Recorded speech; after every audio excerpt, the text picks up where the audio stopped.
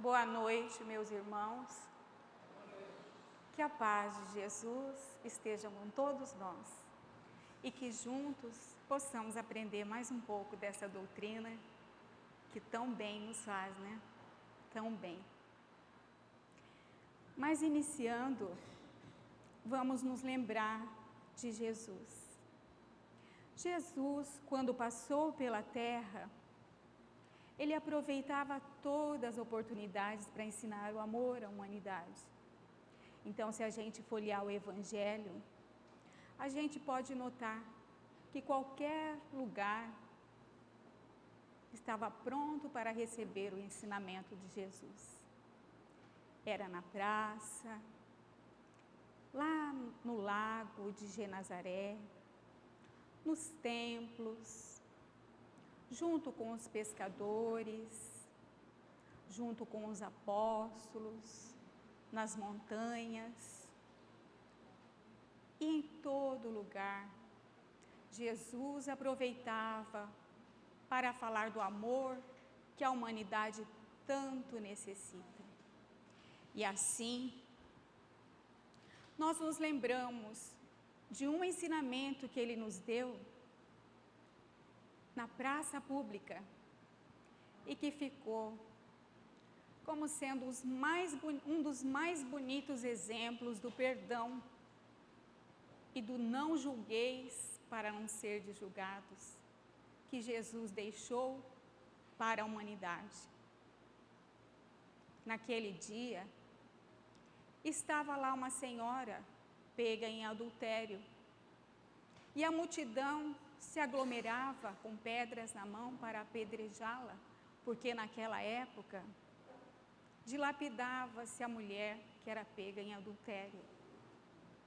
E Jesus, com uma só frase, ensinou-nos o gesto de perdão e não julgueis para não serdes julgados.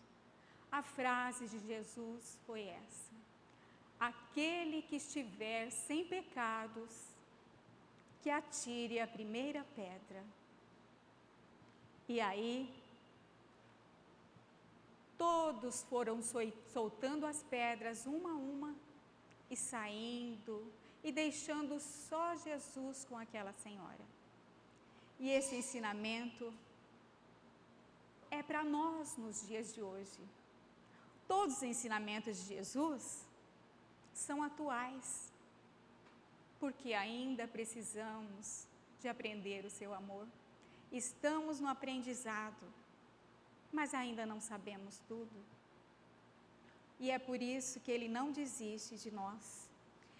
Emmanuel, no livro Vinha de Luz, na lição número 54, chamada Fariseus, ele nos alerta para que não sejamos os fariseus modernos, dizendo, comparando com aqueles fariseus da época de Jesus. Porque fariseus, gente, na época de Jesus, eram os membros pertencentes a uma antiga seita judaica. Eles eram muito sabedores das leis judaicas da sua religião, mas só que eles gostavam de ensinar aos outros, esquecendo de si próprios.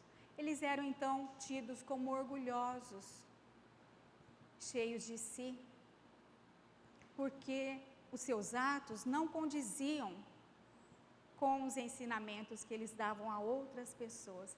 Então a gente se lembra daquele provérbio, né? Faça o que eu mando, mas não faça o que eu faço, né? Então é bem assim que os fariseus faziam. E Emmanuel, então, nos fala, nos acautela para que não sejamos assim, porque nós temos o Evangelho, nós já sabemos como proceder, nós sabemos como Jesus quer que a gente proceda no dia a dia, em nosso lar, no nosso trabalho, no nosso grupo religioso, no nosso grupo social. Mas será que nós não estamos lendo o Evangelho e deixando aquela letrinha lá e o nosso íntimo continuando a mesma coisa. E estamos assim, falando para os outros aquilo que deveríamos nós fazermos, né?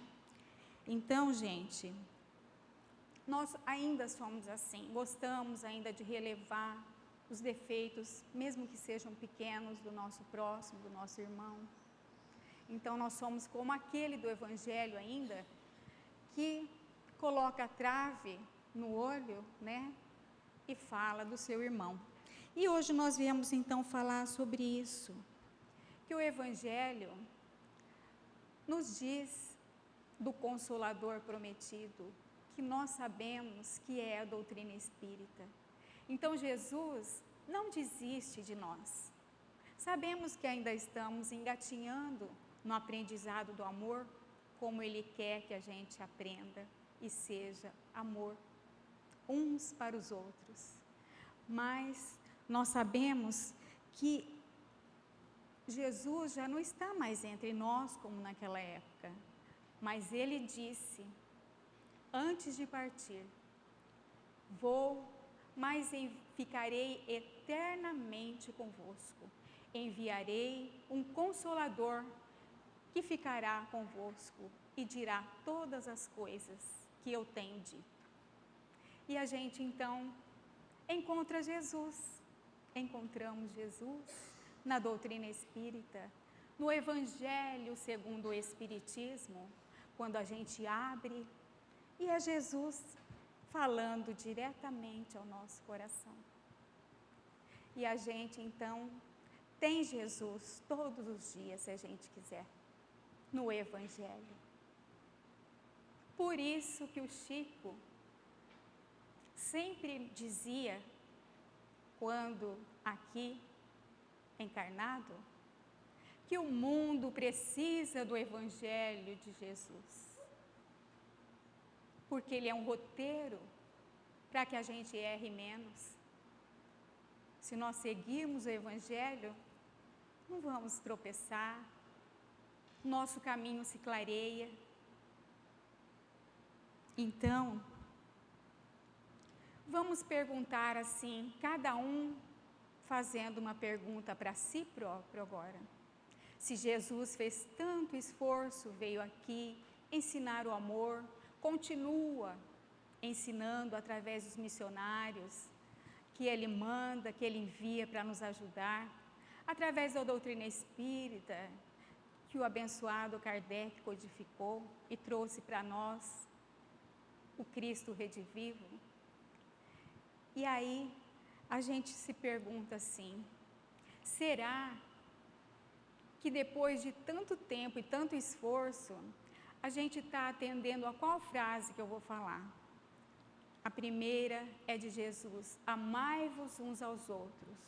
Ou será que nós estamos ainda atendendo aquela segunda frase, olho por olho e dente por dente? Em nosso lar, em nosso serviço, em nossa reunião religiosa, qual será? E essa então, a gente vai responder para a gente mesmo, porque Deus sabe, né, o que passa dentro de nós. Mas a doutrina espírita nos fala que precisamos conhecermos intimamente a nós, conhece-te a ti mesmo. Então, está na hora da gente se perguntar, qual será das duas frases que estamos obedecendo no nosso dia a dia, em contato com as pessoas? Será que é a primeira ou será que é a segunda? E daí nós mesmos vamos saber como nós estamos indo de doutrina espírita, de evangelho, de irmãos, de fraternidade, né? Mas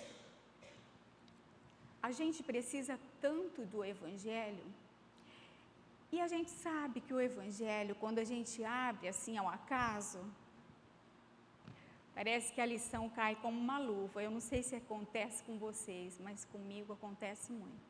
Quando a gente abre o Evangelho ao acaso e a lição fala, nossa, a gente fala, nossa, que lição maravilhosa, veio assim, certinho naquilo que eu estava precisando, não é? E aí, e é mesmo, gente, é um guia seguro, é um roteiro para a gente, né?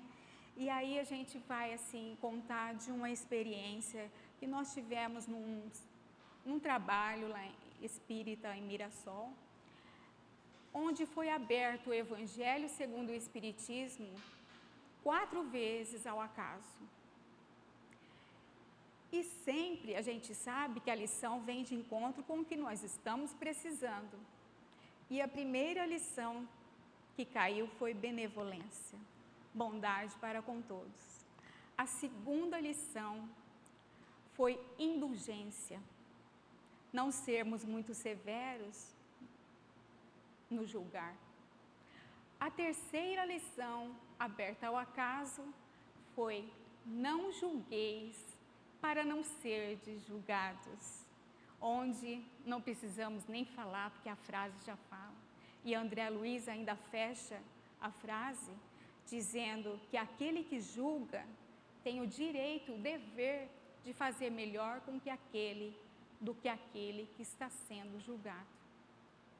Então, e a quarta lição foi o duelo.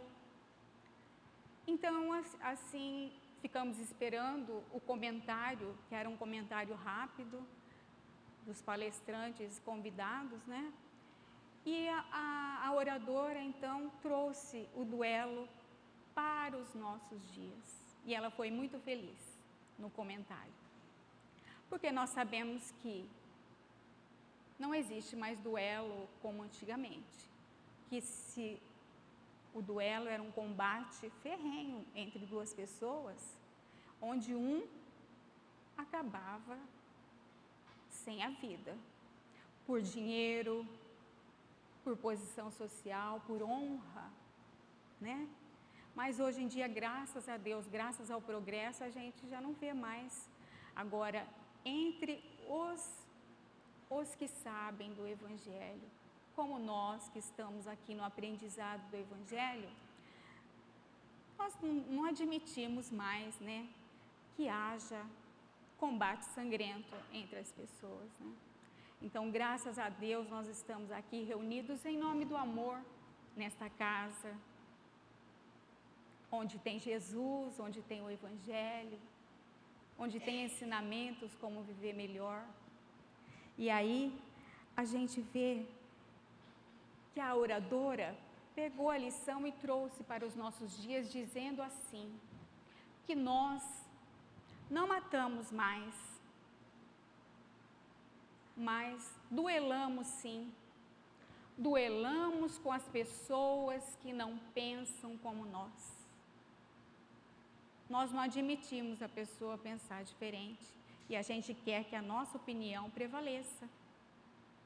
Então, é um duelo indireto, né?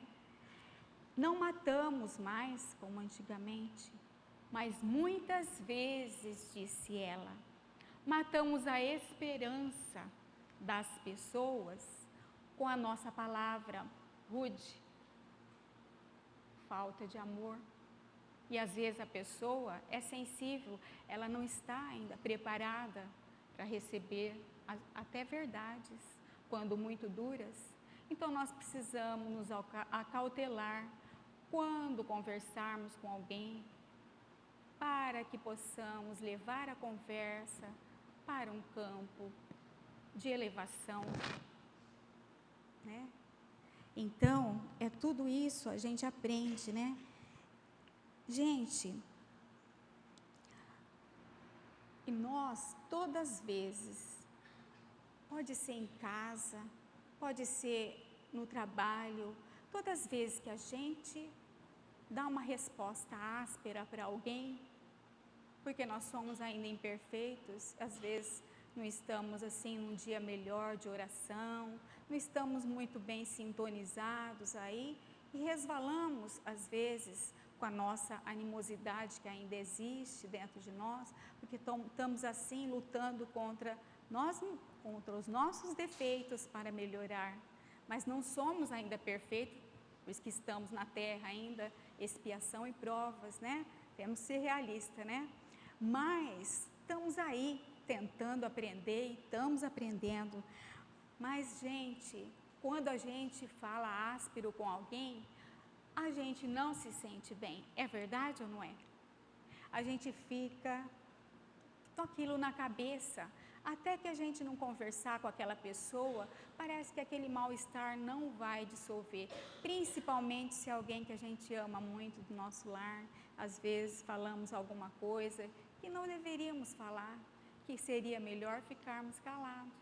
Mas aí a palavra falada não tem jeito de apagar, não tem corretivo que apague, né? Então o que nós temos que fazer? Pedir desculpa, pedir perdão e continuar, né?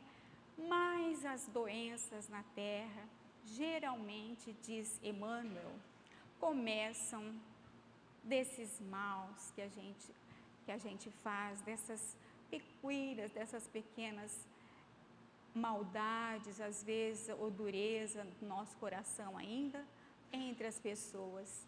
Porque se nós amássemos na terra, a doença não existiria mais nela. Nós vemos isso de exemplo no Evangelho, no Livro dos Espíritos, Mundos Felizes. Vamos olhar lá, vamos procurar se tem doença nesses mundos. Porque tem amor. E Emmanuel tem uma liçãozinha que chama Estás doente?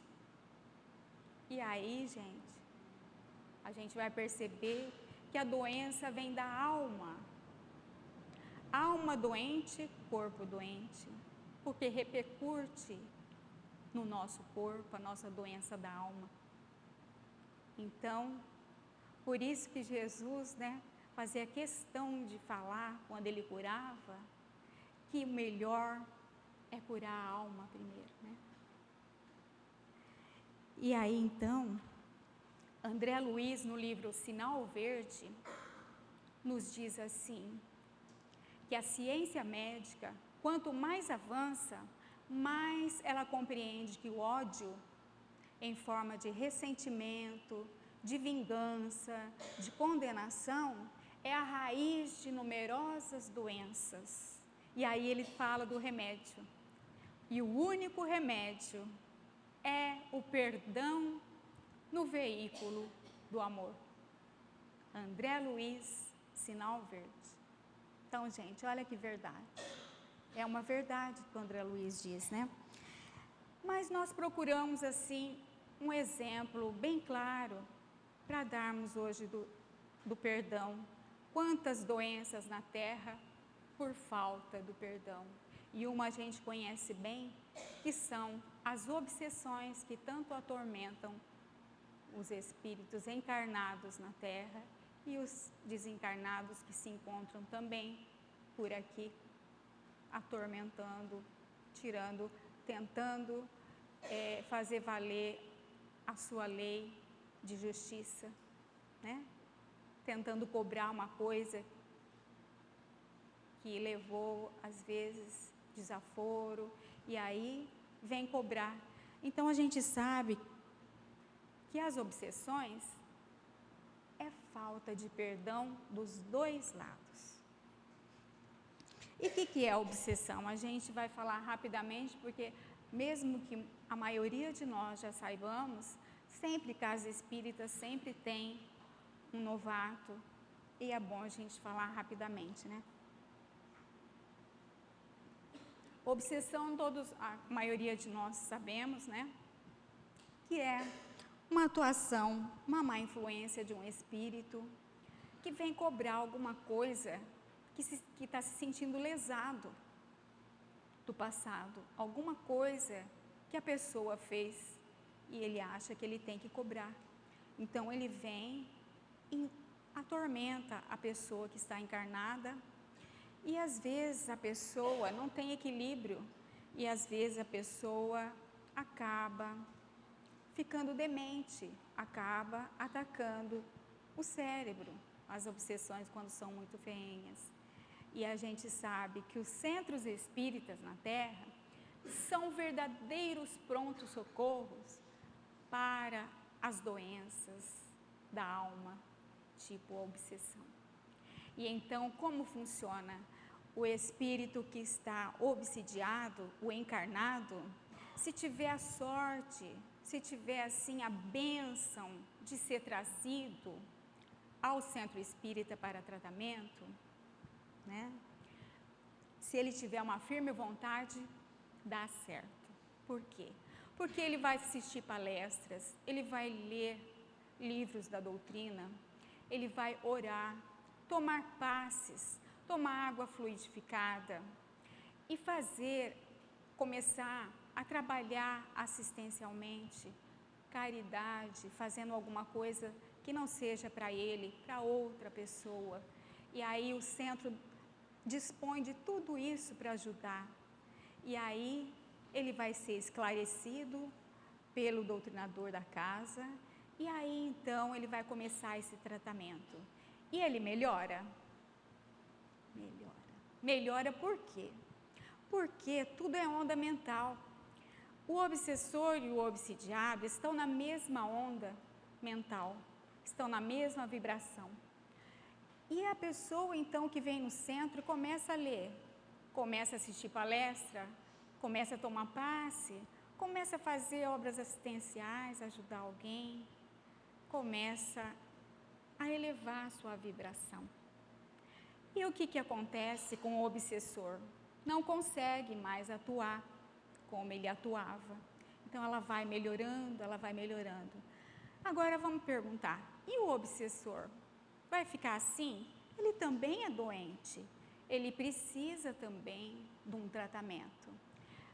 Mas o centro espírita também o socorre. Ele vai vendo tudo que o encarnado está fazendo e já vai se melhorando. E se precisa, ele vai ser chamado numa sessão mediúnica especial, chamada desobsessão, onde o doutrinador da casa, o doutrinador daquela sessão, que tem que ser uma pessoa evangelizada, tem que ser uma pessoa de coração bom, tem que ser sincero. Por quê? Para convencer aquele espírito endurecido a perdoar. E aí dá certo. No fim dá tudo certo, né? Mas tem algumas obsessões que são mais difíceis. Nós sabemos disso. Por que são mais difíceis? Porque esses ódios vêm de muito tempo, então eles cristalizam. A pessoa então não tem abertura para o perdão. Então aconteceu, eu trouxe um exemplo de uma dessas obsessões. Chegou certa vez, numa sessão espírita, um obsessor muito agitado, muito nervoso, né? E aí agressivo, muito ódio da pessoa encarnada. E aí ele começou a falar bravo. E aí o doutrinador, muito amoroso, começou a conversar com ele. E aí começou assim: meu irmão, o perdão faz bem para quem perdoa. Veja como está o seu estado. Esse ódio só te faz mal. Vamos ver os exemplos de Jesus, vamos lembrar do seu perdão. E aí, o obsessor olhava e falava: de jeito nenhum. Tudo que você me falar não vai adiantar, porque eu não vou perdoar. Ele me fez muito mal no passado e eu não vou perdoar. E aí o doutrinador, novamente, com muito amor, orou por ele, com uma prece sentida, e ele sentiu que era sincero o doutrinador. E aí ele falou: olha, não adianta, eu não vou perdoar. Eu sei que você é sincero, que você está com boa vontade, mas já que você é sincero e tem um bom coração, eu vou te contar a minha história para você mesmo tirar a sua opinião. E aí começou. Fui um rico proprietário na Espanha. Era casado, Tínhamos uma única filha chamada Inês. Mas, um dia, apareceu um jovem e ele pediu abrigo no nosso lar. Ele veio refugiado de uma revolução. Naquela época, eu era uma pessoa boa e acolhi aquele jovem em nosso lar. E com o tempo, aquele jovem passou a ser como se fosse da nossa família. Mas ele não mereceu a nossa confiança. Seduziu nossa filha Inês, roubou todos os nossos bens e fugiram os dois. Nesta hora, o espírito começou a chorar. E aí o doutrinador, com muito jeito, começou a conversar com ele e ele continuou. A minha esposa, não podendo suportar a falta da sua filha, que era a sua esperança, o seu sonho, murchou como uma flor sem água e acabou morrendo. Fiquei sem minha filha, sem minha esposa, sem meus bens.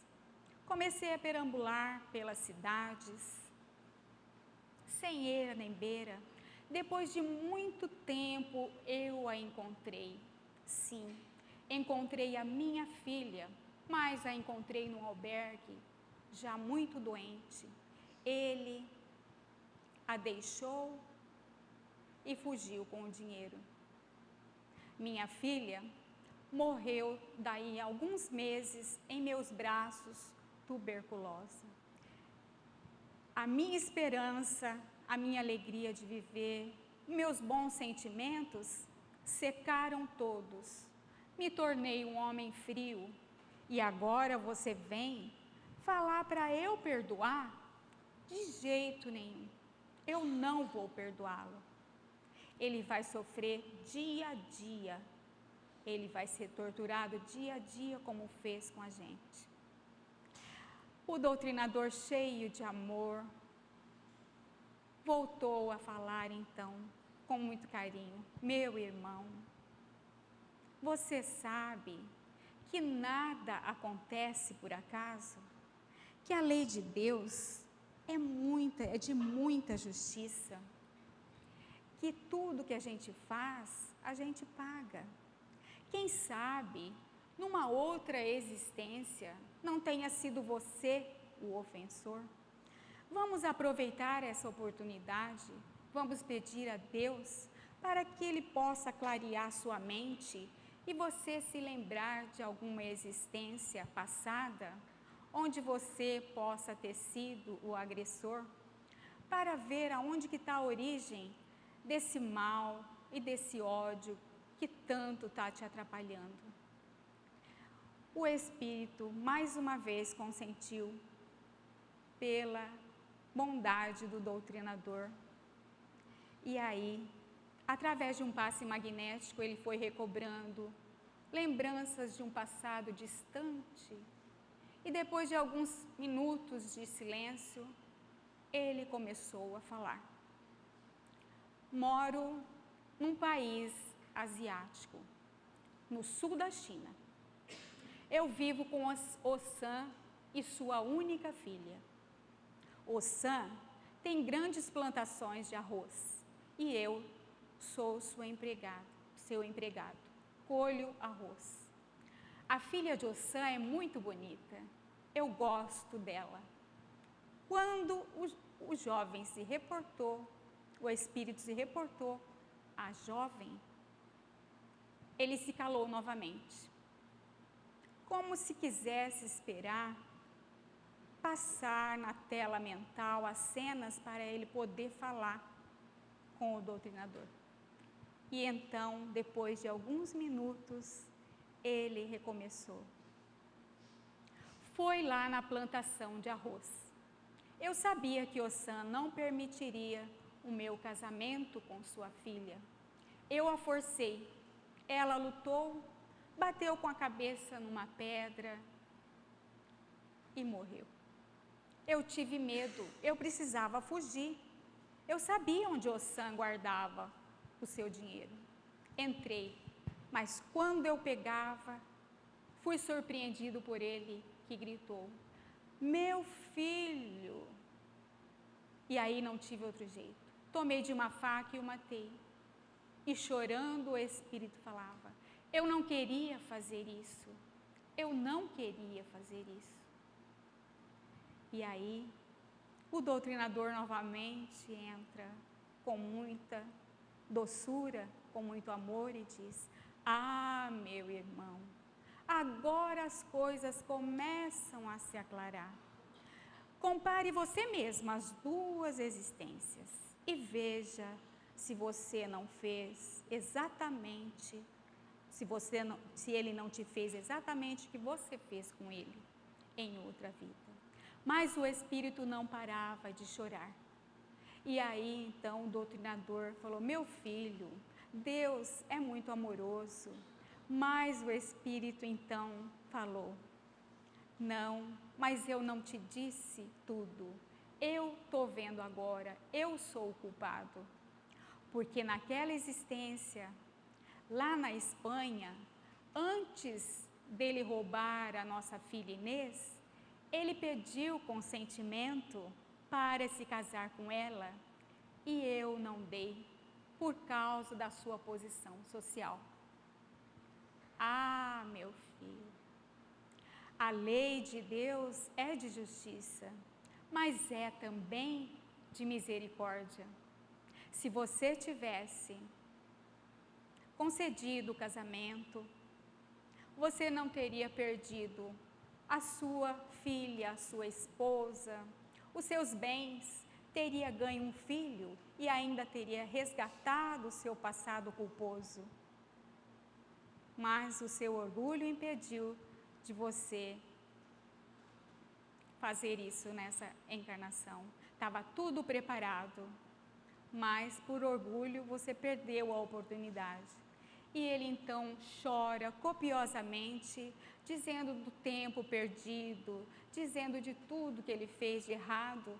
E aí o doutrinador, muito amoroso, disse: não, meu filho, fique tranquilo, Deus é pai de todos nós, é meu pai e é seu pai também. E ele te ama como ama a todos nós. E ele vai te dar uma outra oportunidade. Você vai renascer e vai quitar tudo com a lei, com as pessoas que você der. E aí então, através de um passe, o espírito adormeceu e foi levado pelos mentores espirituais para ser preparado uma outra existência. E aí, meus irmãos, sabe-se lá o que a gente fez aí, né? Olha, no Evangelho, tem uma lição datada de 1862, de um espírito que usa o pseudônimo de guia protetor. E ele nos diz assim: ah, meus irmãos, se soubesseis todos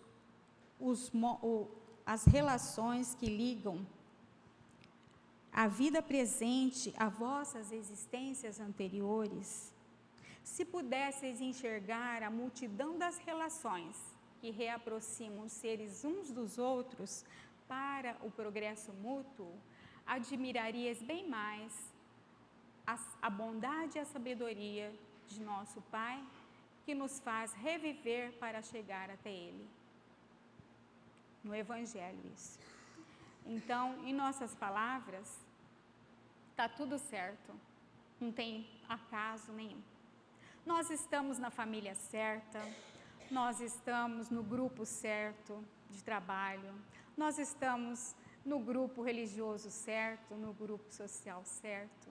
A gente é todo entrelaçado, nós nos conhecemos anteriormente. Agora, com certeza, na Terra, nós temos afeições, mas também temos desafetos. Deus é tão misericordioso e bom que Ele deixa que venha aquelas pessoas que têm afeto por nós, que nos amam, para nos dar força. Mais perto também temos o desafeto, porque nós temos Nós temos que trabalhar isso, trabalhar o perdão, trabalhar o amor, e são exatamente essas pessoas que são colocadas em nosso caminho que vai nos fazer caminhar melhor, aprendendo a amar, aprendendo a perdoar. E aí a gente pensa em Jesus outra vez. Como Jesus é sábio. Quando perguntaram a Jesus: Mestre, quantas vezes eu devo perdoar a meu irmão quando ele fizer uma ofensa? Até 7 vezes? E ele respondeu: não até 7 vezes, mas 70 vezes, 7 vezes cada ofensa. Quer dizer, sempre, sempre, faz as contas, é muito, né? 70 vezes, 7 vezes cada ofensa. Por que será que Jesus insiste nesse ensinamento? Porque sabe que é o melhor para nós. Nós só vamos ter paz quando nós vivermos bem uns com os outros.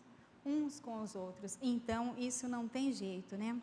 Mas é fácil perdoar? A gente vai falar bem sincero agora. É fácil? Principalmente se a pessoa fez alguma coisa muito assim, que nos magoou, que nos deixou muito arrasado. Não é fácil, mas não é impossível. E nós temos que trabalhar, que tentar, que treinar esse perdão que Jesus fala, que vai ser para o nosso bem, vai tirar aquele peso, nós vamos viver mais felizes, vamos dormir melhor. Então, se nós não conseguimos ainda perdoar assim, chegar por causa do nosso orgulho, né? Eu perdoar, não vou, né? Então, o que é que os Espíritos falam para a gente? Para a gente treinar uma palavra áspera, para a gente fazer de conta que não escutou, para a gente ir treinando, desculpando as faltas que as pessoas possam estar fazendo com a gente, porque a não reação é a melhor coisa, gente, é a melhor coisa para nós e vai ensinar a outra pessoa também. Às vezes, na Terra, a gente pensa que ser valente e enfrentar o inimigo a pessoa é vencedora. E à vista de Jesus é o contrário. Vencedor é aquele que vence o orgulho e que se retrata e que se dá bem com o seu irmão, né? E vive em paz. E para terminar, gente, nós trouxemos um exemplo do próprio Jesus, né? Trazido para nós através da psicografia de Francisco Cândido Xavier, num poema de Maria Dolores chamado Perdão e Paz, onde Maria Dolores nos diz assim: que o refúgio de amor da Boa Nova, denominado a Casa do Caminho, albergava um montão de pessoas em prova, entremostrando fartamente doença, inquietação, cansaço e desalento. O sol se escondia no poente.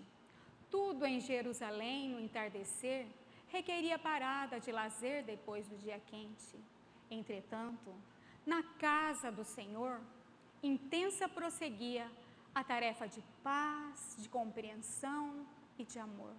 Enfermos sem família que os quisesse, débeis mentais em desvalia, mulheres desoladas, crianças de ninguém colhidas nas calçadas, junto dos companheiros de Jesus, alinhavam-se em prece, rogando aos céus socorro, amparo e luz. No transcurso do dia, Simão Pedro trabalhara e suara tanto que se acolhera a sós em singelo recanto, tentando se esquivar da estafa que sentia. Mas um dos assessores veio apressado pelos corredores e disse-lhe, através da voz tremente: irmão Pedro, chegou à nossa porta um velhinho em feridas, geme e grita com dores incontidas. É o Rabino Joás, que conheceis, antigo fazedor de nossas leis. Pedro aprumou-se e respondeu, como quem se arrojara a intenso asco: Joás, filho de Aquim, o terrível carrasco, que odeia o mundo galileu? Em seguida, indagou do jovem emissário: pois não conhece a trama do Calvário? Não sabes que foi ele, um dos vários matadores, que aconselharam Judas a complicar o mestre inesquecível? E, dando um murro à mesa, juntou: impossível, aqui não entrará semelhante traidor. Que ele sofra por lei da natureza, remorso e enfermidade entre gritos de dor. Eu cumpro o que penso e falo, eu mesmo irei à porta a fim de despachá-lo. Descia a noite devagar e a penumbra invadia o grande lar. Pedro avançava para a entrada, mostrando na expressão alma rude e agitada, mas quase rente à porta. Um homem sereno cravou nele o olhar calmo e profundo. O apóstolo o reconheceria, fosse onde fosse, em todo o mundo. Era Jesus, o mestre nazareno. Empolgado, de pranto e de alegria, Pedro interrompeu atarantado: a que vinde, Senhor? Ordenai o que for de vosso agrado. E o Cristo replicou, carregando de amor as palavras serenas que trazia: compreendo, Pedro, a repulsa que sentes. Não pudestes esquecer as horas de agonia de nossos dias diferentes. Mas escuta, Simão, é preciso abrandar o coração. Revidar toda ofensa é prosseguir em paz. Pedro, eu venho pedir-te por Joás. Ele já não é mais o duro algoz de outrora. É um pobre penitente que se escora nas chagas que carrega. Um enfermo infeliz de alma cansada e cega, que a si mesmo se acusa e se maldiz. Recorda a nossa fala de outras vezes, se Joás te feriu a alma fraterna e boa, Pedro, escuta, perdoa 70 vezes, 7 vezes. Não te detenhas, vai, lembra o infinito amor de nosso Pai. Cada qual pagará pelas culpas que tem, na justiça que vela sem cessar. Quanto a nós, cabe sempre a tarefa do bem, aprender e servir, compreender e amar. Auxilia-me, enfim, faze o bem a Joás, qual fazes por mim. E dissolveu-se na sombra a divina figura, e o apóstolo chorou, tocado de amargura. Depois ganhou a porta em ritmo apressado, e um homem seminu jazia esfarrapado, estirado na pedra, à sua própria frente. O antigo pescador contemplou o doente e inquiriu sobre ele ao tristonho rapaz que se punha a assisti-lo. E o moço esclareceu: amigo, esse é Joás, que pede proteção ao teto desse asilo. Está mudo, febrento e desprezado. Acolhei-o por Deus ao vosso lado, por tutelado e amigo. O rabino de outrora é hoje um triste mendigo. Transformado Simão, alçou Joás ao nível do seu próprio coração. Depois falou ao interlocutor: ide em paz e deixai Joás conosco. É nosso irmão. Ele pertence agora ao nosso amor, tal qual se fez e tal qual se apresenta. E enquanto o jovem sai, como quem não se atrasa, a fim de obedecer aos seus chefes hebreus, Pedro ainda ditou em voz tranquila e atenta: ele será mais nosso em nossa casa, porque essa casa é de Deus. Muita paz para todos nós. E muito obrigado.